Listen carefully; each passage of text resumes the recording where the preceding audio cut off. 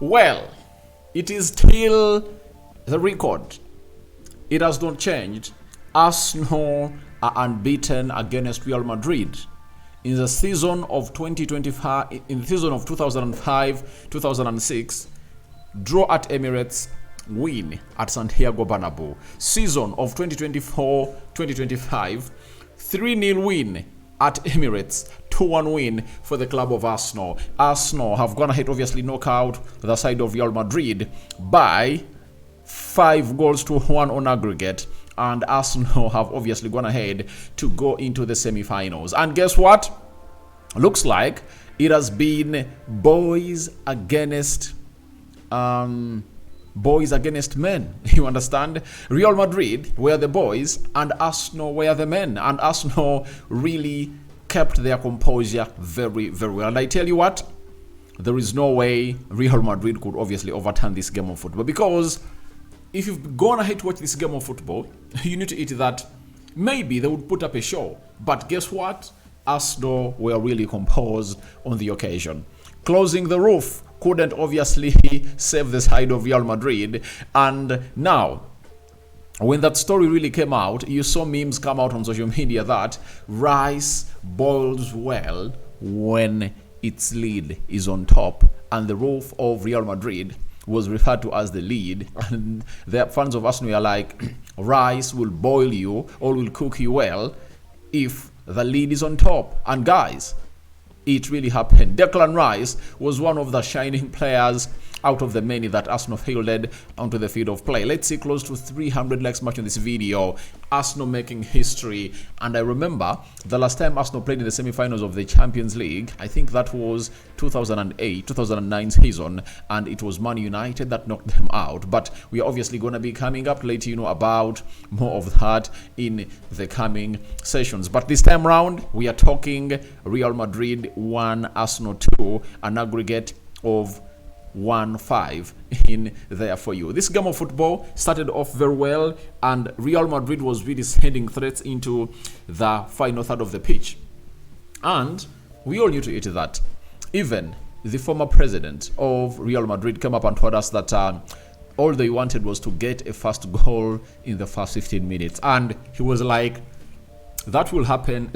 And Real Madrid has gone ahead to do this on several occasions. Having gone ahead to do it on several occasions, they thought that they could do it against Arsenal. And I've always gone ahead to tell people that this Arsenal side is one of the team that has gone ahead to concede the least number of goals in the Champions League. Them and Inter Milan, they're the two sides that have gone ahead to concede the least number of goals into the Champions League. And I've already told you, Real Madrid, they don't have a chance. They don't have a chance. Although, on the spreadsheet of 100%, you could give Arsenal a 90 and a 10% for Real Madrid to obviously come back. And if you saw my match day live, I had called in for a draw. And if I told Real Madrid was to win it, I thought it would win it or 2-1, but no reason they could obviously go through. But Arsenal have gone ahead to win this game of football, and all signs were like it was all in favor of Arsenal. Even when they got a penalty, where Asensio went ahead, obviously get hold of Mikel Merino. When Mikel Merino was obviously trying to run to meet that ball, guess what happened? Saka went ahead to miss it, and some people were like, maybe not. Arsenal might not obviously really be into the right mindset to obviously capitalize onto that. And the biggest worry was that, will Bukayo Saka recover from that early enough? And guess what? He recovered from it, and that's how he put Arsenal ahead in the 65th minute, an assist coming in from Mikel Merino. And Mikel Merino has been very pivotal into this game of football. Remember, in the first game of football, you understand, Mikel Merino found himself in a position of scoring the third goal to give Arsenal a 3-goal lead, you know, and a goal advantage of 3 as they prepared to go into the Bernabeu. Because if that game of football ended 2-0, it would have gone ahead to be very easy, and by the pressure would have gone ahead to obviously keep or be high on the club of Arsenal. And Mikel Merino too, in the 90th plus 4th minute, he went ahead to obviously release to release Martinelli, and Martinelli went ahead to score another beautiful goal. You understand? And that's how the game of football went ahead obviously end in favor of Arsenal. And Mikel Merino has been pivotal into this double encounter. And guess what? He's really one of those unsung heroes that very many aren't gonna give his flowers. But for me, I had to give him his flowers because I know how important he has been into this game. He was making tackles, he was playing as a box-to-box player. And when you look at that, there is a moment when he really went ahead to brush that ball to Bukayo Saka. I think that's the moment that resulted into a goal. He brushes that ball to Bukayo Saka. Bukayo Saka runs, gets that ball, plays back to Odegaard.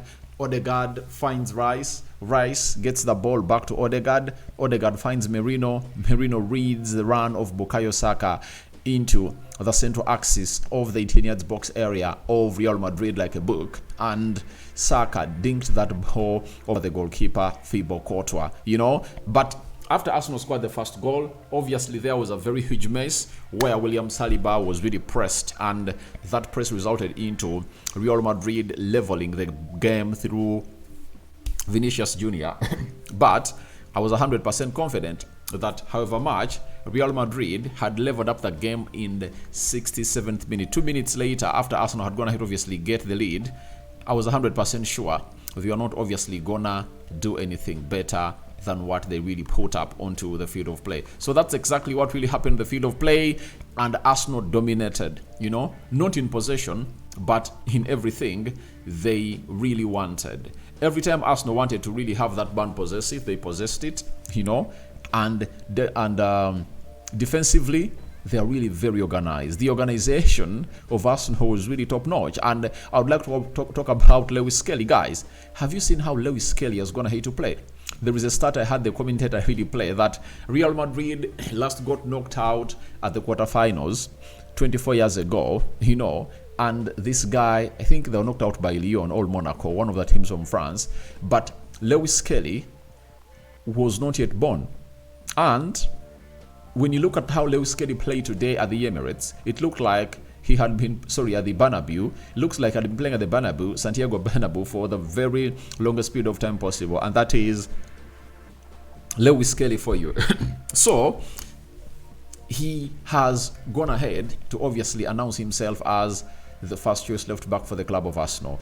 And this time round, I was worried about him, even in the first leg and the second leg, because I thought they would capitalize onto him being naive, about the Champions League game to obviously use his side. And this is where I really question Ancelotti, that where did his football mind really go?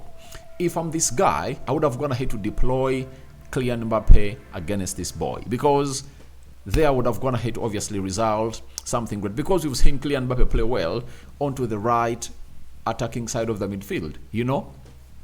He plays well on both flanks, and maybe he would try to play Endrick through the middle, and in the later hours of the game or later minutes of the game, he would have gone to take on Endrick and then bring on Rodrigo to see to it that all goes on well into their favor, and maybe Mbappe turns to play centrally. But Mbappe was pocketed by Saliba very well. Rodrigo was pocketed by a player called Lewis Skelly very well. Then Vini was pocketed by Julian Timber very well. I don't remember any time Vinicius Jr. went past Julian Timber. The only time he wanted to pass by, obviously Julian Timber was like, we're going nowhere, and that's the free kick they went ahead obviously considered the edge, or at the left edge or right edge of the 10-yard box area. So I tell you what, it is really very important to note that Arsenal really did what they had to do, and lots of things to talk about. We cannot forget about David Raya, how important he was in really saving that. And when you look at that first goal, he really goes long, and guess who brushes the ball? It's none other than Mikel Merino to Saka. Saka was onside, and then he really played in Odegaard. Odegaard went ahead to do that interpassing with Declan Rice and Odegaard, found a player known as Merino, and Merino released Bukayo Saka. So Merino has been really very important, and David Raya was really very, very important too. But I would like to give Bukayo Saka his flowers. He has raised up to the occasion, and for all of those that think he cannot win the Ballon d'Or, I tell you, he can, provided Arsenal lifts the Champions League. And the other person that can stand in his path is Declan Rice, because Declan Rice has been here for some time, and when you look at how he's really trying to take Arsenal to the next level, I think he's really looking better and better and better. Now, Bukayo Saka has scored all assisted 7 goals in the UEFA Champions League this season, more than any other Arsenal player. So Saka today has scored his 5th goal in the Champions League, and he has 2 assists. Rice has 4 goals and 2 assists. Kai Havertz has 4 goals and 1 assist. Now, Arsenal has it that they're obviously going to be playing PSG, and they've gone ahead to put in a very beautiful shift altogether. But the resiliency that these players have gone ahead to show. Thomas Partey is out. He has gone ahead to obviously get a stupid yellow card. And I think I saw Declan Rice fuming at this gentleman and was like, what are you doing? What are you doing? And why have you reached this level? You understand? You shouldn't be doing this. You understand? You shouldn't be doing this. And that is the man known as Bukayo. That's the man known as Declan Rice. Because if you're going to be playing PSG and Thomas Partey, one of the most influential people, destroyers in the midfield, is really out, then you'll have to understand that there is going to be a void. But I think Jorginho will be back for that affair, and I think he'll be played in that midfield. Maybe Declan Rice will obviously play into the CDM area, but at least they'll have gone ahead to obviously have a weak link. With the injuries that Arsenal is really having, you wouldn't like to see it that you miss out Thomas Partey and Jorginho into the game of PSG. And I tell you what, you should either have one of those to obviously make a very huge statement when it comes to what Arsenal is supposed to be going in through. So Arsenal is playing Ipswich. That is on Saturday, so on Sunday. And they're the first ones to host PSG on the 29th of April. Meaning that today is 17th, 12 days from now, Arsenal will obviously be hosting PSG. And it will be a Tuesday. That is it. So, thank you for being part of this video, match reaction. And let's get into the match stats. 18 shots by Real Madrid, Arsenal had 11. 3 shots on target by Real Madrid, Arsenal had 6 shots on target. 67% ball possession by Real Madrid, Arsenal had 33% ball possession. 431 passes completed by Real Madrid, Arsenal completed 233 passes. 86% passing accuracy by Real Madrid, Arsenal had 76% passing accuracy. 18 fouls by the side of Real Madrid, Arsenal had 15. 3 yellow cards to Real Madrid, Alaba, Rudiger, and Asensio, right? Then for Arsenal, it was Thomas Partey and David Raya. No red cards were issued. 2 offsides for Real Madrid, 1 offside for the club of Arsenal. 10 corners for the side of Real Madrid, and 4 corners to the side of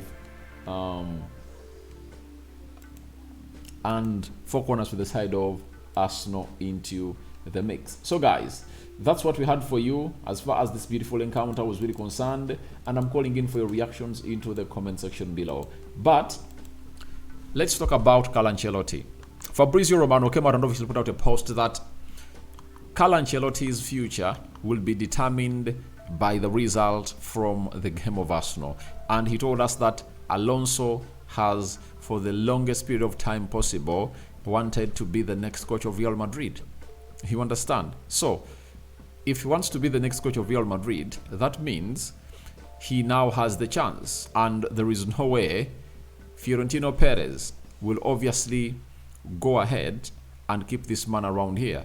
He'll obviously have to sack him, and Carlo Ancelotti knows to it that it's the end of him and Real Madrid. When you look at what Fabrizio Romano said, the match versus Arsenal will be very important for Ancelotti's future. There is a concrete possibility that there will be a change of manager.